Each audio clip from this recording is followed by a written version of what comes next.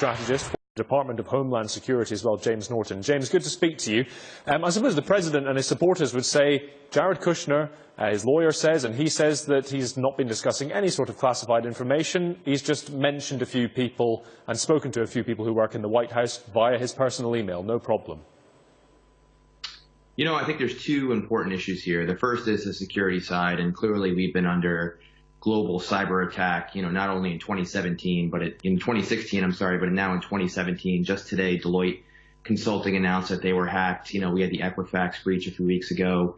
We had the global ransomware attack that, you know, hit Europe pretty hard. And obviously the United States and the UK and others have also been hacked in many different ways. And so obviously from a security standpoint, it's not a good thing to be on these private servers because you're exposed and bad actors are going to look to attack and find ways to breach those emails. And then obviously there's the political side as well. And as you just heard, you know, it was a tenet of the campaign for President Trump to talk about, you know, Hillary Clinton's email and server and those kind of things. So I think there's the political side of this, which definitely hurts the administration in the sense of, hey, look, you know, you can't do something or be a hypocrite in terms of following, you know, a different set of rules once you take power. So I think this is definitely a problem for them.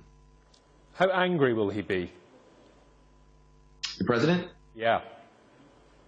You know, I haven't seen the president at this point, you know, in terms of backlashes, you know, against his staff. But I think, you know, in terms of, you know, John Kelly coming in and being chief of staff and, you know, setting a tone, I think this is obviously an issue that he's going to have to address. And he's going to have to go not only at the White House, but cabinet to cabinet and see what other, you know, types of politicals that are using, you know, non-government emails. And I think, you know, we just live in this world today where you just can't use an email account that's not government. This is just the way it is now if you want to be a government employee, and it doesn't matter if you're getting paid or not getting paid. So I think, you know, Congress is back. He's got the healthcare issue he's trying to get passed with the Lindsey Graham bill. And so, you know, this definitely hurts credibility of administration. It's another distraction, you know, along the way, and it goes to the, you know, Russia investigation that's ongoing. So it's definitely a problem. Given what you just said, are you surprised that one of the first things the administration didn't do when he got into office was to say, listen, no personal email servers, let's do everything by the book within the White House?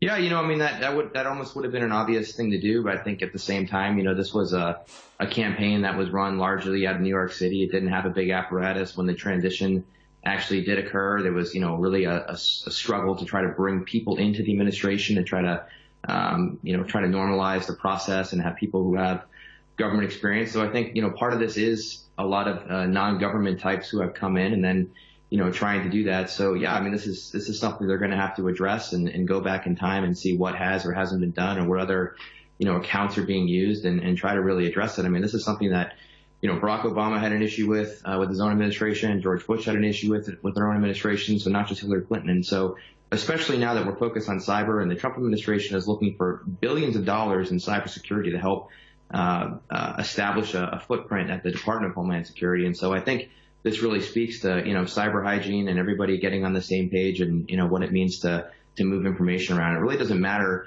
exactly what was on the emails. It's the fact that there was a private server, and that's actually what becomes a place for adversaries to attack and try to get into phishing attacks and those kind of things. Finally, Mr. Kushner's lawyer says he hasn't broken any rules, but would you expect FBI and maybe congressional investigators to look at this closely?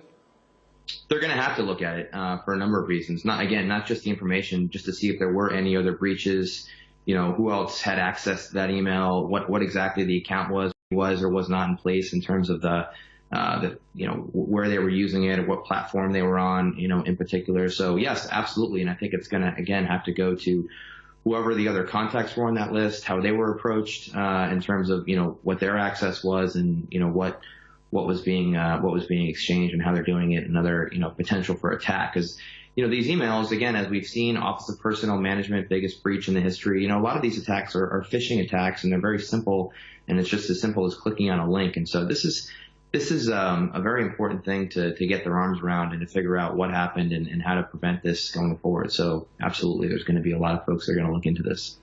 James, good to speak to you. Thanks for your time. Thank you very much.